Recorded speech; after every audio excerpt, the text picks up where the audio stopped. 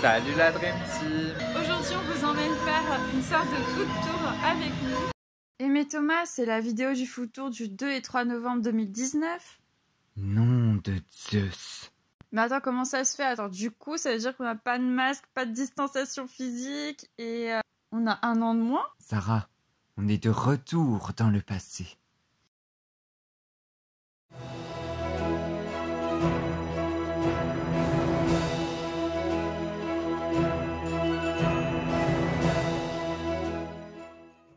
Vous l'aurez compris, donc aujourd'hui on vous présente la vidéo tant attendue sur notre chaîne qui aurait dû normalement sortir après celle sur notre séjour au Newport Bay Hotel. Donc, le principe d'un food tour est de tester plusieurs restaurants. Et donc là en l'occurrence ce sont des restaurants Disney. On espère très sincèrement que cette vidéo va vous plaire puisque nous avons eu des difficultés à retrouver toutes les roches pour celle-ci. Alors c'est parti. Et nous commençons par Fuente del Oro qui se trouve dans Frontierland. Et donc vous pourrez y manger des faritas, des burritos, un peu tout ce qui est dans l'univers du Mexique. En ce moment, c'est toujours le festival Halloween. Vous retrouverez des décorations devant le restaurant autour de Coco. Du coup après elles partent d'ici ce soir. Puisque c'est aujourd'hui le dernier jour de ce festival. Et la nourriture, elle, ne change pas. Donc on avait pris le menu 3 où nous avons eu un burrito avec soit du riz, soit des légumes. Et on avait aussi le droit à une boisson fraîche. Et avec, on avait soit une glace, soit un yaourt. Donc nous on avait pris le yaourt, le riz et le burrito. Et c'était très bon, épicé parce que bah du coup forcément c'est mexicain. Donc voilà, il faut un petit peu que ce soit épicé, qu'il y ait des saveurs. Donc c'était très bon. On a adoré manger là-bas. Par contre, c'est pas non plus quelque chose de très gastronomique. Vous en doutez, c'est du tout prêt. Voilà, au moins on aura essayé, on sait ce que c'est maintenant. Et puis le cadre est assez joli à voir. C'est ça, c'est assez typique du Mexique. Enfin, nous, ça nous a bien rappelé des petits souvenirs. C'était super drôle. Et après, on déconseille pour ceux qui n'aiment pas forcément les plats épicés.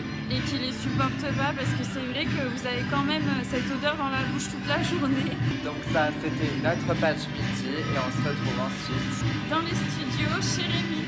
Pour vous rendre au bistrot de chez Rémi, il va falloir que vous vous rendiez dans l'autre parc, donc le parc Walt Disney Studios, et que vous alliez dans l'endroit, dans le land de l'attraction Ratatouille, puisqu'il est vraiment à côté de l'attraction.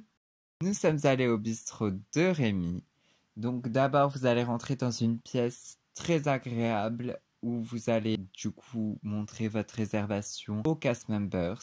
Mais avant cela, vous pourrez regarder les petites références au film parce qu'il y en a vraiment plein qui sont affichés sur les murs. Ensuite, vous allez passer dans un petit couloir où vous verrez un livre ouvert avec Rémi qui vous invite à rentrer et à découvrir ses plats.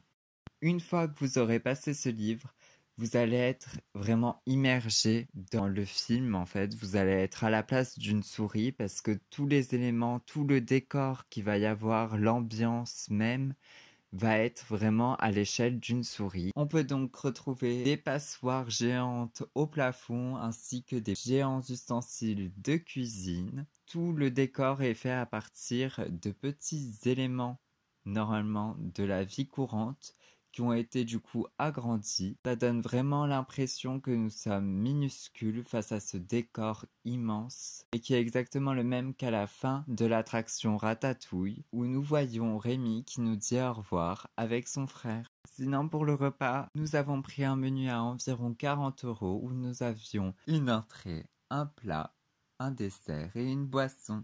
Autre point à préciser, c'est que nous avions les anciens privilège des passes Magic Plus et du coup nous avons pu bénéficier d'un cocktail offert qui était très bon. Nous avions commencé par une salade un peu style salade César et elle était honnêtement très bonne, très garnie.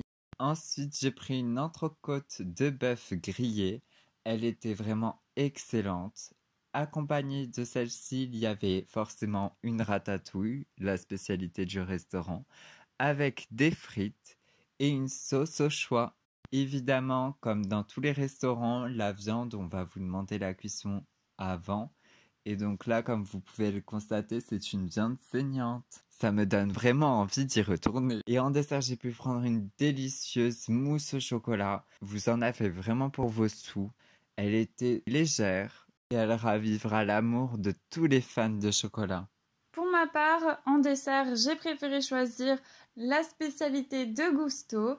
C'était super bon puisque c'était des choux à la crème et que c'est une pâtisserie dont je raffole énormément. Puis le lendemain, on est revenu manger dans le parc Walt Disney Studio. Et cette fois-ci, nous sommes allés manger dans le studio 1, donc c'est-à-dire le grand hangar par lequel vous êtes obligé de vous y promener puisqu'il mène aux attractions. Pour celui-ci, nous avions pris un menu à environ 14 € qui incluait un burger avec des frites ainsi qu'une boisson et un dessert. Le burger en soi était bon, mais il n'avait rien d'exceptionnel. C'était un burger habituel. Et les frites étaient bonnes aussi. Nous avions également le choix d'une boisson, mais mon choix vous intéresse peu. C'était du Fanta.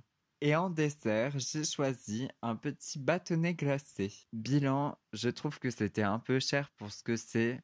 Honnêtement, le burger, il était pas oufissime, pas au point d'avoir un menu à 14 €. Et selon où vous êtes placé, ça rattrape en fait le repas. Nous sommes mis en haut, où on peut voir en fait le petit boulevard qui est dans ce studio. Aujourd'hui, avec le coronavirus, il me semble qu'il n'est plus possible de monter à l'étage vu que certains personnages Disney viennent de temps à autre vous faire coucou. Donc, à vous de voir. Cette vidéo touche à sa fin. On espère qu'elle vous aura plu.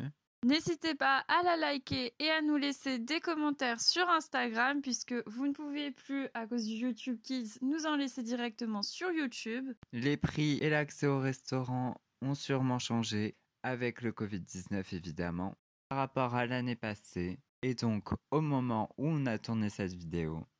On tient à vous préciser quand même que tous ces repas-là nous ont été entre guillemets offerts par le CE de nos parents quand nous y étions allés le 3 novembre passé à Disney, donc en 2019, et que du coup, c'est vrai que si on n'avait pas pu bénéficier de coupons par rapport au CE de nos parents, on n'aurait sûrement pas fait tous ces restaurants d'un coup. C'est une expérience à faire, surtout pour le bistrot chez Rémi, parce que ça a été le restaurant qui nous a le plus marqué et qui a été le plus immersif du début jusqu'à la fin, ainsi que les serveuses, les cast members, c'était ultra sympa là-bas. Donc entre-temps, elles ont peut-être changé, mais nous, c'est l'impression qu'on en a eu. Donc voilà, vraiment, si vous avez les moyens de vous payer ces restaurants qu'on vous a présentés, bah forcément, on vous les recommande, surtout le bistrot de chez Rémi.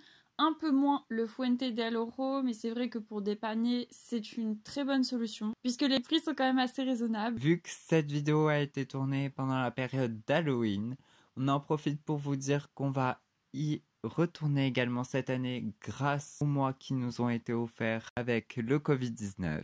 On espère pouvoir nous y rendre le premier jour de la saison d'Halloween à Disneyland Paris, soit le 26 septembre. Mais si nous ne pouvons pas nous y rendre ce jour-ci, nous irons tout de même le 3 octobre. Donc voilà, on est super impatients de redécouvrir cette saison qui est juste incroyable, ainsi que ces décorations qui sont splendides, surtout dans la partie, comme vous avez pu le voir, du Fuente del Oro. On se dit à très vite pour de nouvelles aventures. Ciao!